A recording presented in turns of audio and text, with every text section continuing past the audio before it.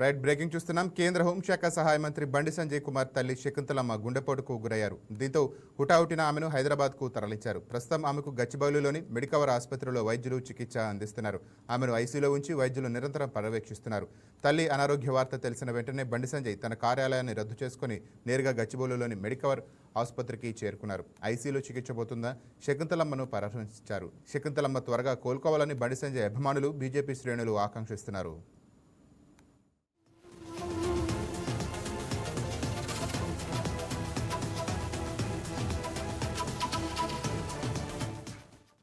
ఇక మరోవైపు బండి సంజయ్ కుమారుడు భగీరథ్కు హైకోర్టులో ఊరట దక్కలేదు. పోక్సో కేసులో దాఖలైన ముందస్తు బెయిల్ పిటిషన్పై శుక్రవారం రాత్రి విచారణ జరిగింది. పిటిషన్పై విచారణ సందర్భంగా ఇరుపక్షాల న్యాయవాదులు తమ వాదనలు వినిపించారు. అనంతరం హైకోర్టు ఈ కేసుపై తీర్పును రిజర్వ్ చేసింది. ఈ పరిస్థితిలో ఎలాంటి మధ్య ఉత్తర్వులు ఇవ్వబోమని స్పష్టం చేసింది. ఈ నెల 21న తుది ఉత్తర్వులు ఇస్తామని పేర్కొంది.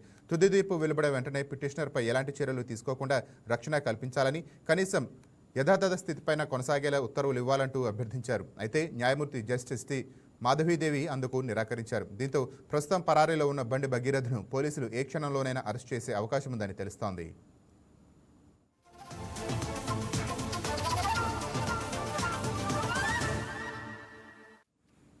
దీనిపై మరింత సమాచారం మా ఎగ్జిక్యూటివ్ ఎడిటర్ శ్రీనివాస్ ఫోన్ ద్వారా అందిస్తారు. రైట్ శ్రీనివాస్, చెప్పండి.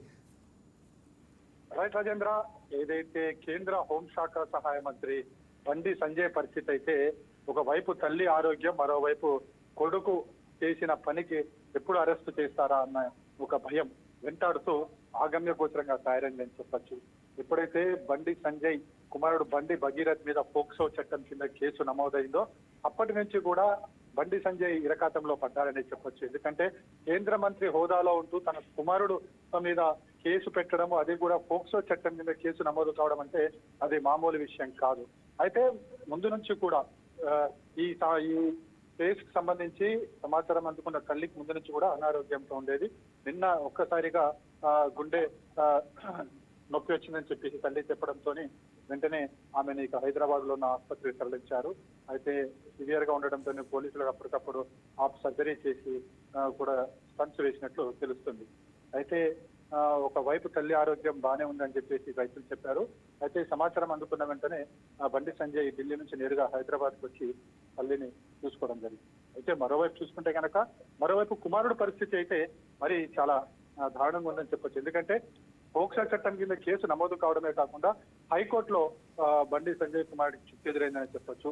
ఎందుకంటే కోర్టు అరెస్టు చేయకూడదు అనేదానికి మేము తాము ఏ విధమైన డైరెక్షన్స్ ఇవ్వబోమని చెప్పేసి స్పష్టం చేసింది. అదేవిధంగా కేసును వచ్చే గురువారానికి వాయిదా వేయడం జరిగింది. అంటే ఇలాంటి పరిస్థితుల్లో బండి సంజయ్ కుమారుడు ఇప్పటికీ కూడా కనిపించడం లేదు, పరారీలో ఉన్నట్లు పోలీసులు చెప్తున్నారు. అయితే ఏదేమైనప్పటికీ కూడా బండి సంజయ్ కుమారుడు బండి భగీరథ్లో పోలీసులు ఎప్పుడైనా అరెస్ట్ చేసే అవకాశం అయితే స్పష్టంగా కనిపిస్తుంది. ఎందుకంటే కోర్టు ఎక్కడా కూడా డైరెక్షన్స్ ఇవ్వలేదు అరెస్టు చేయొద్దని. అరెస్టు చెయ్యడాన్ని మేము తాము ఆపలేమని చెప్పేసి కోర్టు చెప్పడంతో పోలీసులు రంగంలో దిగారు. కేసుకు సంబంధించి పూర్తి వివరాలంతా కూడా సేకరించడం జరిగింది, కోర్టు కూడా సమర్పించడం జరిగింది.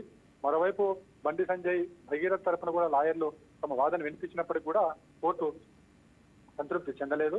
అందుకోసమే బండి భగీరథ్ సంబంధించి తాము అరెస్టు సంబంధించి ఏ విధమైన డైరెక్షన్స్ ఇవ్వలేమని చెప్పేసి స్పష్టం చేయడం జరిగింది. ఇప్పుడు బండి భగీరథ్ ఎక్కడున్నారన్న దాని మీద పోలీసులు అయితే బృందం గాలిస్తుంది.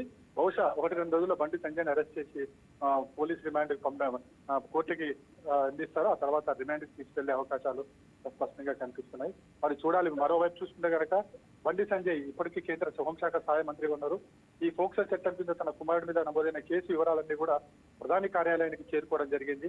సో ఇక్కడ బండి సంజయ్ ఇక భవిష్యత్తు కూడా ప్రశ్నార్థకం కాబోతుందా అనేది కూడా బీజేపీ నేతల్లో ఉన్న చర్చ జరుగుతుంది. ఎందుకంటే పోక్సో చట్టం కింద కేసు నమోదు కావడము, అందులోకి కేంద్ర హోంశాఖ సహాయ మంత్రిగా బండి సంజయ్ ఉండడము, తన కుమారుడి మీద కేసు నమోదైనప్పుడు ఇంకా బండి సంజయ్ పదవిలో కొనసాగడము కరెక్ట్ కాదని చెప్పేసి విమర్శలు వస్తున్న నేపథ్యంలో బండి సంజయ్ మంత్రి పదవి మీద కూడా ప్రశ్నార్థకమైంది. బహుశా కొడుకును అరెస్ట్ చేసిన తర్వాత బండి సంజయ్ కేంద్ర మంత్రి పదవికి సంబంధించి కూడా ఒక నిర్ణయం వెలువడుతుందో అని చెప్పేసి బీజేపీ శ్రేణులు అంటున్నారు. చూడాలి మరి కేంద్ర ప్రభుత్వం ఏం చేస్తుందో, మోడీ ఏ విధమైన డిసిషన్ తీసుకుంటారో బండి సంజయ్ సంబంధించి.